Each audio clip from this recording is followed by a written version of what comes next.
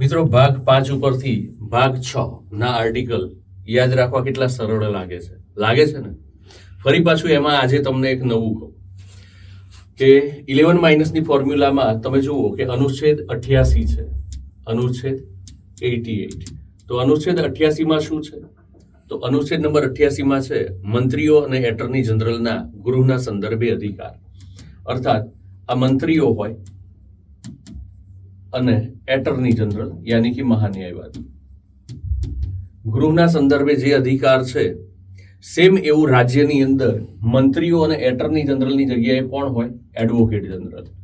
હવે આ advocate general અને મંત્રીઓના અધિકારો જો તમને પૂછે તો તમે શું કરશો? એકદમ આસાનીથી જવાબ આપશો કે નહીં? બોલો જરા. એકદમ આસાનીથી શું કરવાનું છે? 11 માઇનસ કરો એટલે 77 અને આગળ 1 લખી નાખો. 1 લખી નાખો આગળ 177. તો 177માં શું આવે? તો મંત્રીઓ અને એડવોકેટ જનરલના રાજ્યના વિધાનમંડળોના સંદર્ભે એટલે કે ગૃહના સંદર્ભે અધિકાર. કેટલું સરળ છે! સંવિધાનના ભાગ 5 ના આધારે ભાગ 6 ના આર્ટિકલ તૈયાર કરવાના બહુ જ સરળ છે, પણ ક્યાંક સાચવવાનું છે. ક્યાં સાચવવાનું છે?